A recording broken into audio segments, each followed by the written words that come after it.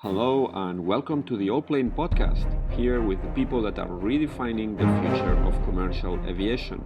As usual, before I introduce today's guest, let me remind you that you can find all the previous episodes of this podcast as well as many other aviation stories on the Allplane website. That's Allplane.tv. ALLPLANE.tv. Today we continue with a series about different ways that software can make for more efficient and sustainable flying, a series produced in partnership with SITA for aircraft. Our guest is François Chazelle, a long-time aviation industry professional. After a few years selling large VIP jets around the world, François joined a French startup called SafetyLine, where he worked as commercial director. SafetyLine, which was subsequently acquired by SITA in July 2021, has developed a whole package of software solutions called OptiFlight, which helps pilots and airlines fly as efficiently as possible during key stages of the flight. For example, Opticlimb, one of the products, focuses on the takeoff phase of the flight, while Opticruise does so for the cruise stage. OptiDirect helps pilots get the best shortcuts, and the still under development OptiDescent will do the same for descent stage. But how does all this work? What sort of data is fed into these systems? And perhaps the key question, how does it all translate into dollars and carbon emissions saved? Tune in for a glimpse of what smart algorithms can do for the planet and for the airline's bottom line. So without further ado, let me welcome François to the podcast. Hello, François. Bonjour. How are you? Bonjour, Michael. Very good. Thank you. Thank you very much for coming today on the podcast. You are right now the product sales senior manager at SITA for aircraft. But before that, you were the chief commercial officer of a company that SITA acquired in July 2021 that was called SafetyLine. And you are active in a very, very interesting area that I hope we will be able to speak about in depth today, which is basically technology to optimize the flight of aircraft and make them more sustainable and help airlines burn less fuel. So first of all, like all the guests that come here on the podcast, I will ask you to introduce yourself because I think you have a very, very interesting career in the field of aviation technology. So can you tell us a bit about yourself and how you ended up at SITA recently? Yeah, thanks a lot for the introduction, Michael.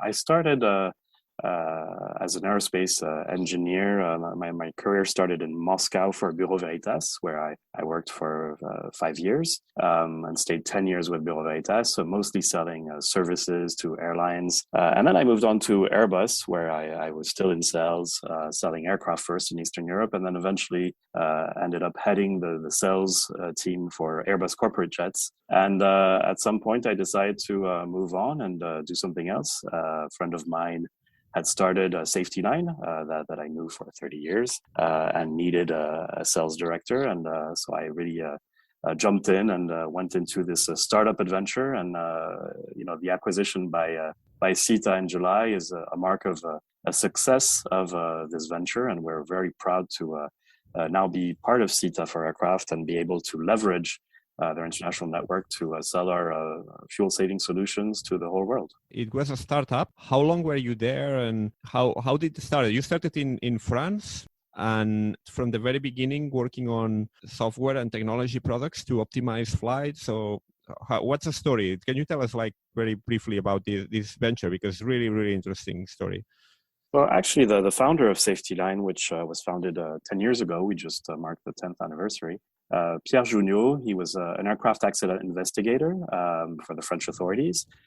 So he had a good knowledge of the flight data that he used to analyze these accidents and incidents. And he also had experience for 2 years as a commercial pilot with Vietnam Airlines. So as a pilot, he saw that there could be better ways to fly, more optimal ways to fly. And he thought of putting those two together and using the flight data, not just for safety purposes, but to improve flight efficiency.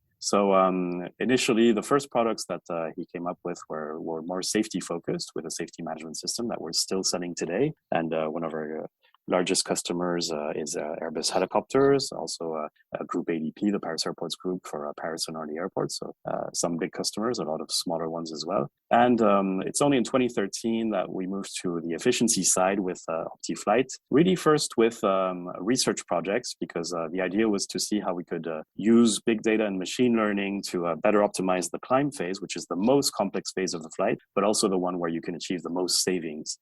And there was a lot of research initially with our data scientists for several years before we finally got a customer on board, Transavia Airlines. 2014, they did some first trials. 2016, they committed to 10% of their flights using Opticlimb solutions. So it was still experimental, but they were already a paid customer. And it's only in 2018 that we also convinced Transavia Netherlands, who shares the same procedures with Transavia France, to get on board as well. And at that point, we were able then to extend to 100% of the fleet of both customers. So really our first, full customer for Opticlimb came in 2018 after many years of research and trials. Since then, we've accumulated a lot of customers. We now have 22 airlines on board in just that short time. And despite COVID, we did sign up some new customers during the COVID crisis, because fuel and cost savings stay a focus in these times. Actually, airlines are feeling pressure to demonstrate that they're really fuel and emissions conscious, and we're there to help them do that. I can see you are at the intersection of several macro trends. So you are big data company, machine learning, and sustainability. So those are like three big topics, big themes of our time. Yeah, absolutely, and then the specificity of having a fully aviation dedicated activity. All our customer facing staff are aerospace engineers, like myself and Pierre, our founder. Some of them are pilots, like Pierre, and a few other in the team. So we're really focused, and we understand the aviation community's needs, and so anyone who's speaking to customers is not with an IT background, but with an aviation background. And then we get the IT and data science teams involved in the back end. Yeah, actually, I was amazed in a recent Airbus summit that took place just a few days ago that they mentioned some figures about how much extra efficiency you could squeeze out of flight operations. I think the numbers they mentioned were something in the order between 5 and 10%, something like that. So that, in the big order of things, that's quite a big number if you multiply by all the planes that are operating out there. So yeah, absolutely, we would agree with those figures of 5 to 10% potential, and with Opticlimb, we can contribute to a significant part of that, as well as with the other OptiFlight solutions addressing the other flight phases. Mm-hmm. So can you tell us about the offering? How does it work? I mean, is this a piece of software? Is this a cloud-based solution? How does this work in practice? So if I'm an airline and I wish to optimize my operations, what's the way to go? What does it mean in practical terms? So again, it's really about using the historical flight data to build machine learning performance models for each individual tail, which will allow us to predict the fuel burn for each tail for each flight, looking at many different scenarios. And so that the first job will be to share that 1 year of data with us for each aircraft, and we'll build those models. And then we'll need to receive the flight plans for each flight, so that in combination with a 4D weather forecast, we can really simulate different scenarios before the flight, predict the fuel burn, and then recommend the best scenario to the pilots, saying, okay, if you follow these speeds at these altitudes, these are the savings that you can achieve. So it's really about using predictive models so that we can help make it happen in the cockpit. So basically you use the past data to build a sort of profile for each, is it for each aircraft and for each route that aircraft is flying? Or you have some flexibility here in terms of the itinerary? No, the performance doesn't depend on the route. So it's really a performance model for each tail that will take into account, the whole network that it will be flying over a year, since we take 1 year of data to build these machine learning performance models. And is there much variation, for example, with different pilots? So you have this on an aircraft by aircraft basis, but can the same aircraft, if flown by different pilots, have a very different performance in terms of fuel consumption or flight patterns? Yeah, so I mean, if you look at the way you drive your car, for instance, if you drive more aggressively, you'll consume more fuel. The great thing about the climb phase is that it's fully automated, meaning that the pilot will enter the climb speeds into the flight management computer before the flight, and then it will automatically be flown. So it's really not pilot dependent in this case. It's about entering the right speeds before flight preparation, and we will enter really customized speeds for each flight with different speeds and different speed changes at different altitudes than what would normally happen with the flight management computer. And then you mix this past data with real, well, I don't know if we can call it real time, but present time data of the weather forecast for a specific flight. Yeah, exactly. I mean, you can actually say future because it's a forecast. True. Yeah. But yes, it's a 4D forecast, meaning that we have a weather forecast at a given point in the trajectory at a given time. So yes, it is the future of what the weather will be at that point at that time. And for climb, for instance, we'll look at wind and temperature forecasts for every 1,000 feet, which is really much more inputs than you would be able to enter into the flight management computer otherwise. Mm-hmm. And what are the sources? I guess obviously the flight data from the airline. What about the weather forecast? You have partners that provide these very, very detailed forecasts? Yeah, so weather is really a specialty. We work with a company called Made Safe in Toulouse. They're a spin-off of Météo France. And so because they're a spin-off of Météo France, they have access to national weather forecasts from all the national weather providers. And so the deal that we have with them is that they are the ones who provide the best weather for a particular region. They are the specialists, so we count on them to provide us the best weather source for a given region where we're optimizing a flight. This is global, so you can get weather forecasts yes. for any region on the world. Can be exactly France, Indonesia, Brazil, wherever. Absolutely, yeah. They provide global weather forecasts, and we're a big user because for each trajectory that we optimize, we'll probably run tens of thousands of scenarios. So you can imagine the number of weather points that we are requesting from them on a continuous basis. Then, when you have combined these sources of data, run it through your algorithms, your models, what does the airline get, and how does it get an actionable set of recommendations, and how are these recommendations then translated into specific actions at the operational level, at the aircraft level? Yeah, so there's really two things. The first one is how to deliver the recommendations to the pilots, and then the second thing is how do they use these recommendations. So the first one is that we really wanted our solution to be universal. So we will adapt to whatever the airlines are using to communicate the briefing package to the pilots. Some airlines are still working with paper briefing package. So in those cases, we'll send the OptiFlight recommendations in a PDF to dispatch so that it can be printed with each briefing package.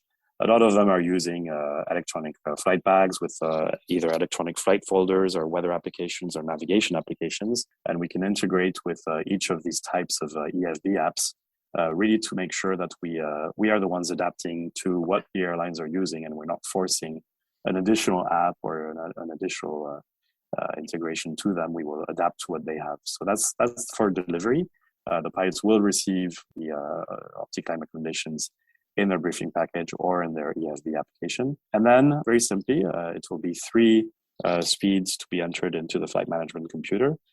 They will do this during flight preparation, and then the profile will be automatically flown. And the great thing is that we bring the aircraft to the same point in distance at the same time, so we're still respecting the flight plan, but just having a better trade-off between vertical and horizontal speeds that has a more efficient profile. So because we're sticking to the flight plan, pilots are able to apply our speeds in average 75% of the time, which makes it really a systematic opportunity. So it's both universal because it works at any airline, and systematic because pilots can use it 75% of the time. Pardon my ignorance because I'm not a pilot, so some of these small details of flight operations escape me a little bit. But you mentioned that you stick to the flight plan, but what's the degree of flexibility that the system allows in an environment that is controlled by air traffic control? There might be other constraints as well that I'm not aware of, but what is the degree of flexibility? And that's maybe a more of a general question. What's the degree of flexibility that each aircraft has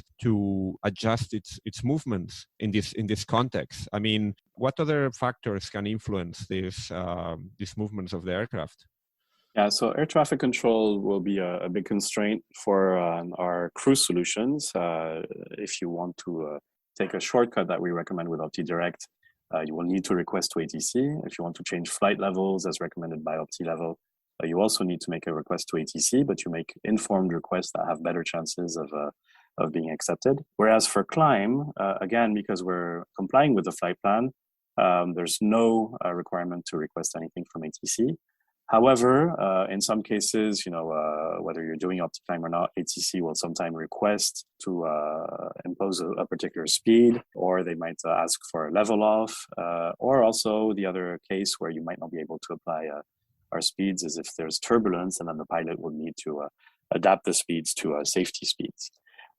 So those are really the three cases where maybe the pilots will not be able to apply Opticlimb, and that's why we have not 100%, but an average of at least 75%. But still, it's really unique in that the application rates are extremely high compared to other best practices for a flight phase that is really saving the most. Basically, all the action, as far as the software and the technology are concerned, is before the flight. Once you're in the flight, you are not supplying any new data. So because we use mostly winds and temperatures in the weather forecast that we need, the two things that you want to look at in terms of performance are winds and temperatures. Contrary to weather events, like icing, turbulence, etc., winds and temperatures are highly accurately forecasted, at least for the next 12 hours. Which means that even if there's no connectivity, using these forecasts, we have something quite accurate for at least medium haul flights. For the very long flights, of course, there may be a benefit in having updated weather. And the good news is that when the airlines have connectivity on board, we are able to piggyback on that connectivity and update our recommendations. So most airlines, will use the non-connected version, and that's fine. But for very long flights, and particularly for flight level changes, where it would be interesting to have an update on the weight of the aircraft and the actual position to make more informed recommendations, there will be a benefit in using the existing connectivity. What about post-flight? Do you provide some sort of analysis or review of the performance? Yeah, so because we are proposing new best practices that were not existing previously, we've had to develop our own tools to measure the savings for the airlines. So after the flight, we'll analyze the flight data, the QAR data, and basically check whether the pilots were able to follow our recommendations or not, whether it's for OptiClimb, OptiDirect, or OptiLevel. And every time they were able to follow our recommendations, we'll give the airline the amount of savings that is achieved for each flight with these initiatives. When you say you give the airline the amount of savings, you mean you provide a report quantifying this? Exactly. We will provide a monthly report that will show both the application rates and the savings. And we also give them access to a web interface, which allows them to see the savings for each flight. And I don't know if you have the numbers now at hand, but what could be the average saving tons of fuel saved, and how this translates into money and carbon emissions? That it's an increasingly important element to quantify as well. Yeah, so as an example, just with Opticlimb, airlines can save around 81 tons of fuel per aircraft per year, which translates to around 255 tons of CO2 emissions avoided. That would be what type of aircraft? Let's say a mid-size aircraft like Airbus A320 or Boeing 737, something like that? So the good news is that this is actually an average conservative figure.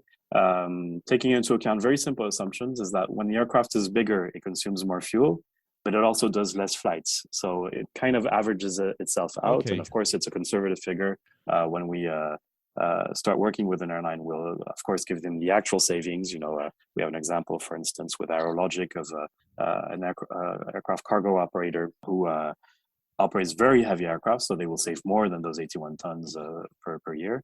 But as a conservative figure, basically, we're assuming that a narrow body can save around 75 kilograms per climb and will do an average of 4 climbs per day. So it's a potential of 300 kilograms saved each day. And likewise, a wide body maybe would save 150 kilograms per day and do 2 flights per day. So, again, it's a rough figure, but it's something you can use as a first approach before you actually measure for each airline what are the savings there. Each airline operates at different weights, different temperatures, different route lengths, etc. So we'll of course fine tune those figures as we go. And that translates in money and carbon terms. How does it translate? So again, that rule of thumb is great because in terms of dollar savings, airlines can save around $1 million per year for every 20 aircraft. So say you have 100 aircraft in your fleet, that will be $5 million saved each year. And in terms of emissions avoided, CO2 emissions avoided, we're looking at 255 tons, again, the rough figure, 255 tons per aircraft per year. When it comes to applying these technologies, what sort of barriers or what sort of challenges are there? Because it seems maybe even too good to be true, right? So you have all this data and you put it to good use. But I'm sure, this is a highly regulated environment. There are lots of things to take into account. What is preventing a more widespread adoption of this type of systems? So, first of all, as I said initially, we've been adding on a lot of customers since our first full customer in 2018. But yes, there are sometimes some barriers, particularly for some larger legacy airlines. Sharing the data sometimes can be an issue. There's usually agreements with the unions that prevent airlines from sharing the data for anything else than safety purposes. And these have been existing for a long time. And so in those cases, the airlines need to make a case to the unions that this is a useful application for the data, and also that the data will not be used for other purposes, such as monitoring how each pilot flies or anything like that. So some guarantees need to be given to the unions that there is no other use of the data than for safety and efficiency. That takes time, but it's achievable. Even with the largest airlines, we've been able to onboard some airlines who had these such types of agreements in place, and with negotiations with the unions, they were able to free the data. So there is no, let's say, singling out specific pilots for a better use of fuel or something like that? So the way it works, we don't need to know which pilot is flying which aircraft. But some airlines have asked us, in order to give some assurances to the pilots, to report the savings on a monthly basis, but without showing time and date in the web application that management is using, so that they can't directly associate a given flight to a pilot. Of course, it will depend on the region in which you operate and the practices that exist in each region. But in Europe, for instance, typically we find ways for the airlines to be able to reassure the pilots that this is not being used against them. And in terms of hardware, do you need any specific hardware, or is everything it's software that can be just accessed through any interface, really? Yeah, so it's all software. It's a cloud-based solution running on on private servers based in France, and there is no hardware required. We don't charge any setup fees or integration fees.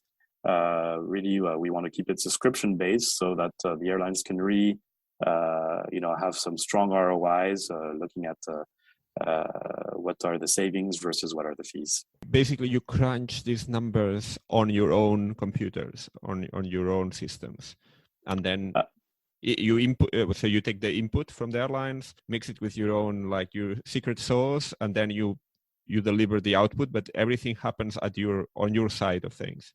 Yeah, so we don't own the servers. We use third-party providers for the servers. But yes, it's our controlled servers, our computations that are running on these servers, and it's very very heavy calculations. It's not something that could be done on an iPad or a PC inside the cockpit. You really need this computing power. But we put enough power into the computations for the result to come out quickly. So despite the fact that we're looking at tens of thousands of scenarios, the airlines will receive the recommended speeds within minutes. We've been talking often during the conversation about Opticlimb, Opticruise. Those are basically the two main products you have now in the market. Opticlimb, obviously, for the climbing phase of the flight. Opticruise covers other parts of the flight, things like speed as well, the itinerary. What else can you manage through Opticruise? Yeah. So Opticruise actually includes three solutions. The first one is OptiDirect, which is our shortcut solution. Basically, pilots are already used to requesting shortcuts to ATC, but they don't really have tools in the cockpit to tell them which shortcuts have chances of being granted or how much they could save with today's winds and temperatures using that shortcut. And so what we do is we look at historical tracks flown, and we only recommend shortcuts to the pilots that we know have been flown before. So this really increases the chances that ATC might be willing to grant them. And we also tell the pilots how much fuel and time they can save on today's flight based on today's winds and temperatures on these shortcuts. So that really allows pilots to more systematically request shortcuts, knowing they have a better chance of being granted. And in fact, when we measure the savings, we see that they are indeed able to take a good number of shortcuts that we are recommending, which more than covers the cost of the solution. Then we have OptiLevel, which is about flight level changes. Flight level changes are only indicated at waypoints in the flight plan, whereas you could change flight levels in between waypoints. And there's also a number of constraints that can be cleared when you request to ATC. And so the idea is that when the aircraft gets lighter, it can go higher.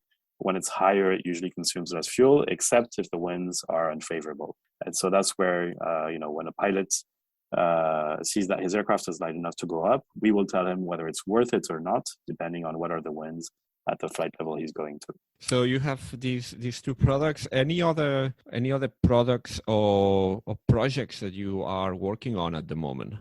Yeah, so for cruise, we also have OptiSpeed, which was requested by the chief pilot of Transavia France. Basically, airlines often build in some extra time into the schedule just to make sure that they take into account, things that can happen, longer taxis, etc.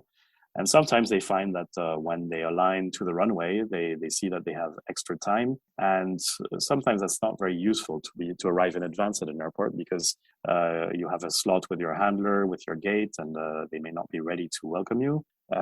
So it could actually generate additional costs. And the idea was to see if whether we could use that extra time to slow down a little bit and save some fuel. The problem is that depending on the winds, if you slow down too much, there's a possibility that at some point you're standing still, and your trip fuel will be increased because you're not going fast enough.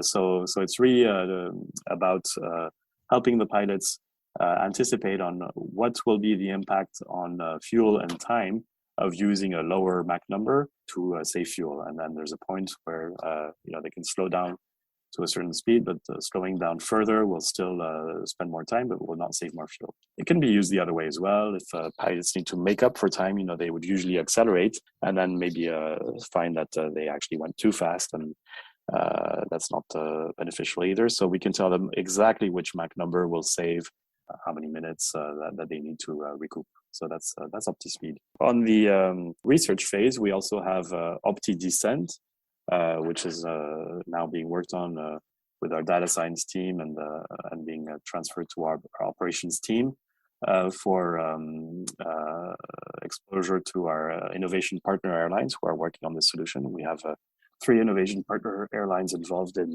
OptiDescent.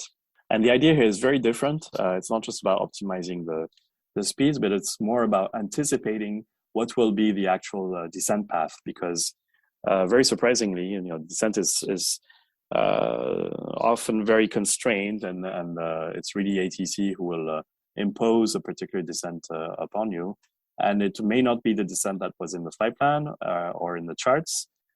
So the idea is really to help pilots using historical tracks again anticipate on what are the likely descent paths that he will be asked to perform if he's coming from a certain direction at a certain time to a certain destination, and so that he can be ready for the possible alternative descents that may be imposed upon him.